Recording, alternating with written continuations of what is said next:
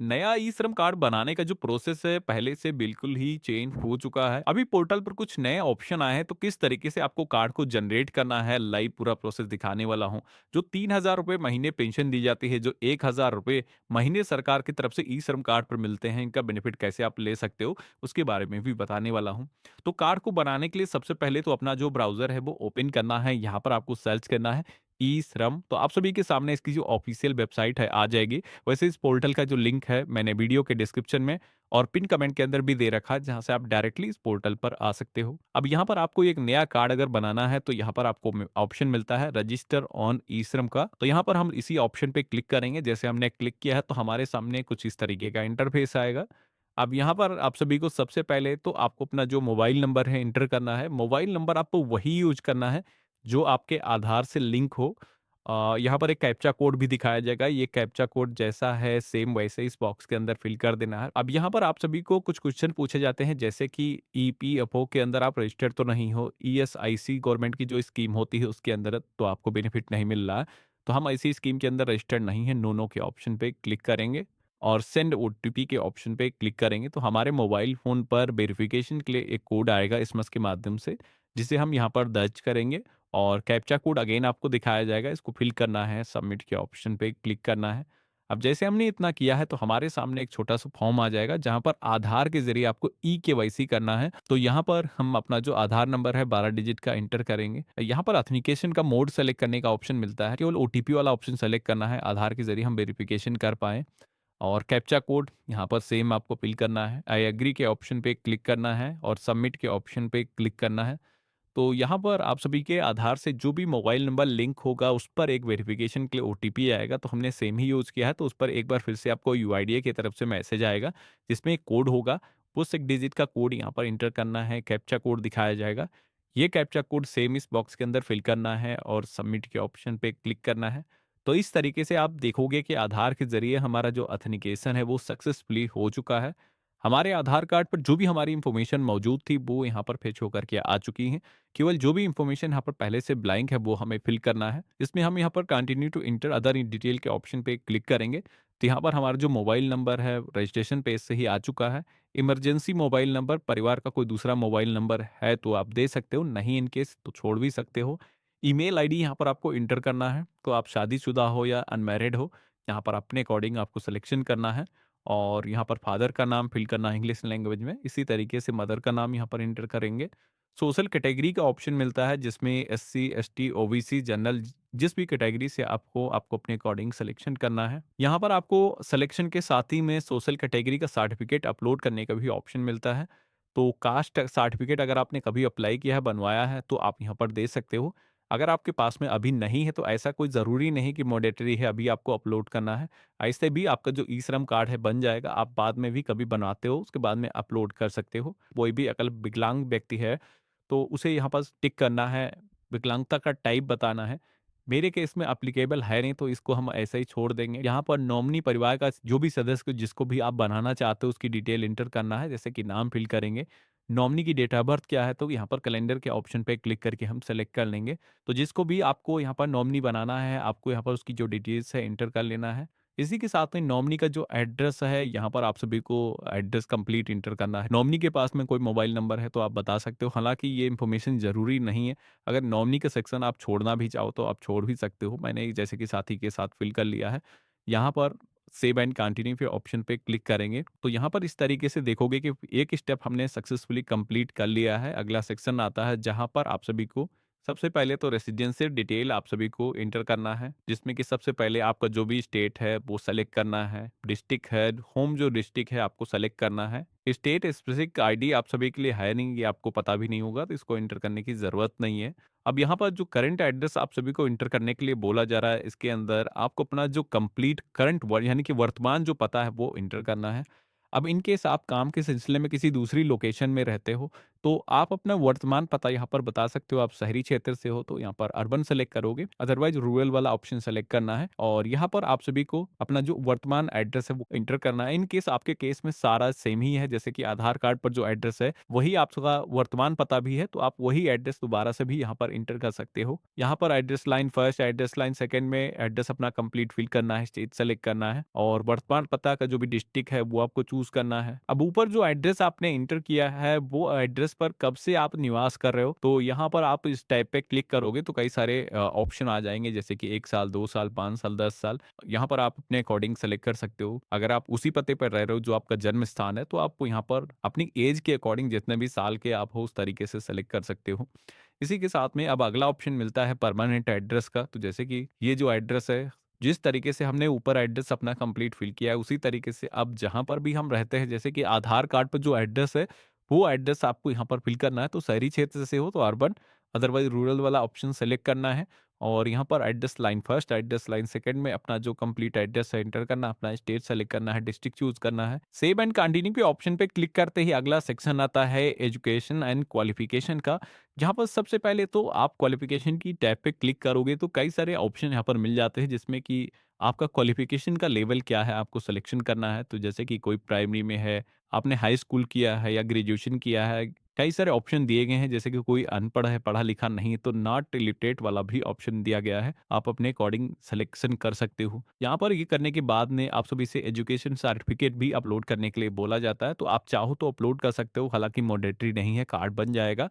तो ये बाद में भी हम डिटेल कभी भी अपडेट कर सकते हैं। आपको मंथली इनकम स्लैब के सेक्शन में आना है, यहाँ पर हर महीने की आपकी कमाई कितनी है, तो जितना भी आपके इनकम है, इन स्लैब से अपने अकॉर्डिंग आपको सिलेक्शन करना है। अगर गवर्नमेंट स्कीम का बेनिफिट लेना चाहते हो, तो यहाँ पर हो सके तो मिनिमम इनकम ही आपको शो करना है। इनकम सर्टिफिकेट भी अपलोड करने के लिए बोला जाएगा, तो ये भी हम अभी अपलोड नहीं करेंगे, सेव एंड कंटिन्यू के ऑप्शन पे क्लिक करेंगे। अब इसके बाद में अगला सेक्शन मिलता है ऑक्यूपेशन एंड स्किल का, जहाँ पर आप सभी को अपना ऑक्यूपेशन का जो कोड है वो सेलेक्ट करना है। अब गवर्नमेंट की तरफ से जितने भी अनऑर्गेनाइज्ड सेक्टर के अंदर लोग काम करते हैं, उनके जितने भी काम होते हैं, उनकी एक लिस्ट गवर्नमेंट ने तैयार कर रखी है, जिसमें हर काम को एक कोड दिया गया है। तो यहाँ पर आपको लिस्ट दी गई है पीडीएफ वाली, यहाँ पर क्लिक करके आप यहाँ पर देख सकते हो कि आप जो भी काम करते हो उसको किस कैटेगरी के अंदर रखा गया है, उसका कोड क्या है।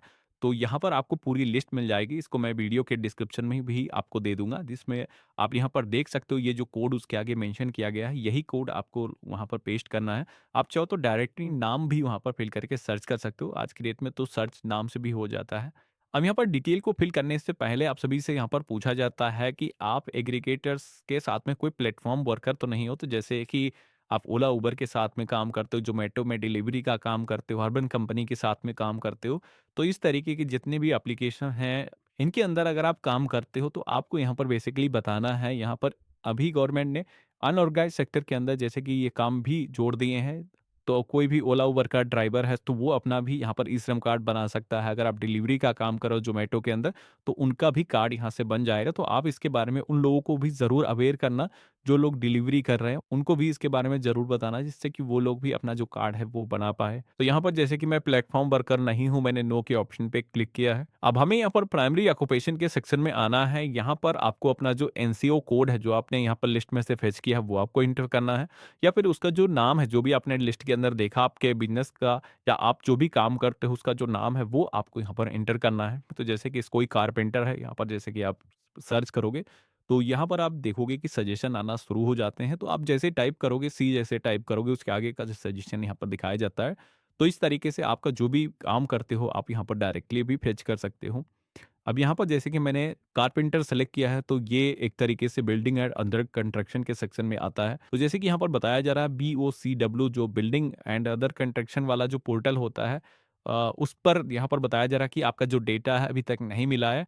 तो मे बी हो सकता है आपने इससे पहले कभी भी स्टेट गवर्नमेंट के पोर्टल पर अप्लाई ना किया हो, तो यहाँ पर बताया जा रहा है कि यहाँ पर रजिस्ट्रेशन करने के बाद में आप उसको अभी रजिस्टर कर लो, जिससे कि स्टेट गवर्नमेंट की तरफ से सेपरेट अगर कोई योजना चालू की जाए, तो उसका भी बेनिफिट आपको मिल जाए। तो हम क्लोज़ कर देंगे, हम उसका रजिस्ट्रेशन बाद में कर लेंगे। अब यहाँ पर ये जो ऑक्यूपेशन की डिटेल है, जैसे कि हमने एंटर किया है, यहाँ पर ऑटोमेटिक फैमिली नेम, सेक्टर जो भी है वो सेलेक्ट होकर के आ चुका है।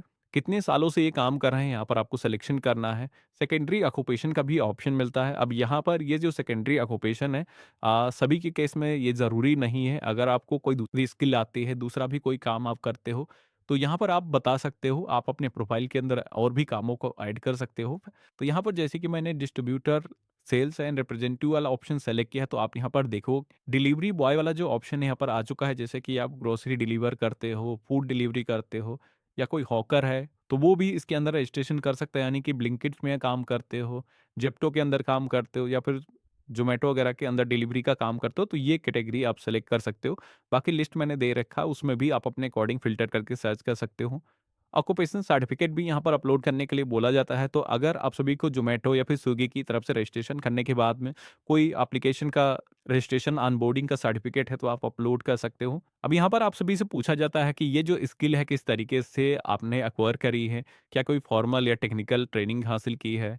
या फिर कोई ट्रेनिंग आपने नहीं ली है? तो जैसे कि मुझे इसके बारे में कोई ट्रेनिंग नहीं मिली है। किस तरीके से हमने सीखा? तो सेल्फ लर्निंग हो सकती है या फिर जॉब करते-करते हमने सीखा, तो यहाँ पर ऑप्शन मिलते हैं। आपको बेसिकली अपने काम के बारे में बताना है, किस तरीके से सीखा है। यहाँ पर आप सभी से ये भी पूछा जाता है कि क्या ये जो काम आप कर रहे हो अभी, इसको और भी अपग्रेड करना चाहते हो? गवर्नमेंट की तरफ से कोई ट्रेनिंग अगर प्रोवाइड की जाए, तो क्या आप उसको अटेंड करना चाहते हो? तो अगर आप इंटरेस्टेड हो, तो यहाँ पर सेलेक्ट कर सकते हो। अदरवाइज़ आप इसको छोड़ भी सकते हो। सेव एंड कंटिन्यू के ऑप्शन पे क्लिक करना है। इसके बाद में अब हमें यहाँ पर बैंक डिटेल को ऐड करना है, क्योंकि आप जानते हो कोविड के टाइम पर गवर्नमेंट ने ये सर्वे चालू किया था और गवर्नमेंट की तरफ से कहा जा रहा है कि आगे चल करके जो भी वेलफेयर की स्कीमें आएंगी, जो योजनाएं चलाई जाएंगी, वो ई श्रम कार्ड धारकों के खाते में डायरेक्ट पैसे ट्रांसफर किए जाएंगे। तो इसमें आपको अपना जो बैंक खाता है जो आपके नाम से है, उसी की डिटेल आपको एंटर करना है। सबसे पहले तो बैंक अकाउंट नंबर यहाँ पर एंटर करेंगे, कन्फर्म के सेक्शन में रिपीट अपना अकाउंट नंबर एंटर करेंगे। अकाउंट होल्डर का नाम क्या है, यहाँ पर अपना नाम जिस तरीके से अकाउंट पर है सेम इंटर करना है। बैंक का आईएफएसओ कोड यहाँ पर इंटर करने के लिए बोला जाएगा। तो ये जो आईएफएसओ कोड है, आपकी पासबुक आप देखोगे कि उस पर प्रिंटेड होगा या फिर चेक होगी, उस पे आप देखोगे तो मिल जाएगा। यहाँ पर आपको इंटर करना है, सर्च के ऑप्शन पे क्लिक करना है, तो इसे सर्च करोगे तो आपके बैंक का जो भी नाम होगा, जो भी उसकी ब्रांच होगी, वो यहाँ पर फेच होकर के आ जाएगी। आपको सेव एंड कंटिन्यू के ऑप्शन पे क्लिक करना है। अब इतना जैसे मैंने किया है, तो यहाँ पर जो भी इन्फॉर्मेशन हमने इस फॉर्म के अंदर एंटर करी है, वो सारी इन्फॉर्मेशन हमें यहाँ पर समरी के तौर पर देखने को मिल जाती है। एक बार अच्छे तरीके से मिलान कर लेना है। कोई भी डिटेल अगर यहाँ पर गलत एंटर है, तो उसको अभी आप चेंज कर सकते हो। आई अंडरटेक के ऑप्शन पे क्लिक करेंगे और यहाँ पर हम सबमिट के ऑप्शन पे क्लिक करेंगे कार्ड को जनरेट करने के लिए। अब जैसे हमने सबमिट के ऑप्शन पे क्लिक किया है, तो हमारे सामने कुछ इस तरीके का इंटरफेस आएगा। डाउनलोड यूएन कार्ड के ऑप्शन पे क्लिक करना है। तो यहाँ पर आप देखोगे कि हमारा कार्ड जनरेट हो चुका है। ये जो ई श्रम कार्ड है, इसको डाउनलोड कर लेना है, आपको सेव करके अपने पास में सुरक्षित करके रख लेना है। अब यहाँ पर गवर्नमेंट की तरफ से इन फ्यूचर कोई भी स्कीमें लाई जाती हैं या फिर आप सभी को पेंशन जैसे कि 3,000 रुपये महीने की दी जा रही है, उसके लिए रजिस्टर करना है। या फिर कोई, जैसे कि मैंने आपको बताया था कि ये जो पोर्टल है, ये गवर्नमेंट फ्यूचर में वन स्टॉप सोल्यूशन बनाना चाहती है, जिसमें कि यहाँ पर कोई भी स्कीम गवर्नमेंट लाती है, इसी पोर्टल पर ऑप्शन मिल जाता है। आप सारी ही स्कीम के बारे में जानकारी ले सकते हो। अगर आपको जॉब की ज़रूरत है, तो जॉब पोर्टल को भी यहाँ पर इंटीग्रेट किया गया है। आप यहाँ से जॉब के लिए अप्लाई कर सकते हो। स्किल सीखना है, तो स्किल इंडिया जो प्रोग्राम गवर्नमेंट की तरफ से चलाया जा रहा है, उसके अंदर भी आप आसानी से एनरोल कर सकते हो। अब एक सवाल अक्सर लोगों को आता है कि ई श्रम कार्ड बन गया, इसके बाद में कभी भी ये इन्फॉर्मेशन अगर हमें अपडेट करना है, चेंज करना है, तो किस तरीके से होगा? तो पोर्टल पर कभी भी आकर के आप अपना बैंक अकाउंट डिटेल या फिर यहाँ पर जैसे कि जो चीज़ें मैंने बताई थी, यहाँ पर दोबारा से लॉगिन करोगे तो सेम उसी तरीके से पेज आ जाएगा। आपको कोई भी इन्फॉर्मेशन अपडेट करना है, जैसे कि एड्रेस आपको अपडेट करना है या फिर आपको अपना ऑक्यूपेशन की स्किल को अपडेट करना है, तो वो सारी चीज़ कभी भी आप आकर के यहाँ पर अपडेट कर सकते हो। बाकी यहाँ पर आपका फ़ोटोग्राफ चेंज करना है या फिर अपना नेम में कोई करेक्शन करना है, तो ये जो करेक्शन है, वो बेसिकली आधार में जब आप करोगे करेक्शन, उसके बाद में उस आधार के ज़रिए दोबारा से जब आप लॉगिन करोगे, तो आपकी जो इन्फॉर्मेशन है ऑटोमेटिक यहाँ पर आधार का डेटा के अकॉर्डिंग अपडेट हो जाएगी। तरीके से हम अपना जो ई श्रम कार्ड है, फ्यू मिनट के अंदर खुद से ही बना सकते हैं। आशा करता हूँ आज का जो वीडियो है आप सभी को काफ़ी पसंद आया होगा। वीडियो पसंद आया तो उसे लाइक ज़रूर करना। अगर आपको ये जो योजनाएँ सरकार की तरफ से चलाई जाती हैं, जैसे कि 3,000 रुपए महीने जो पेंशन सरकार की तरफ से दी जाती है, इसमें अगर आपको इनरोल करना है, इसका वीडियो आपको देखना है किस तरीके से रजिस्टर किया जाता है। स्कीम के लेने के फ़ायदे, नुकसान क्या हैं, उसके बारे में मैंने आपको बता रखा है। तो वीडियो के डिस्क्रिप्शन में उसका जो लिंक है आपको मिल जाएगा। बाकी आज का वीडियो कैसा लगा मुझे लिख कर के ज़रूर बताना। आप ये वीडियो किस स्टेट से देख रहे हो, मुझे कमेंट में लिख कर के बता सकते हो। हम मिलते हैं ऐसे ही एक नए वीडियो में।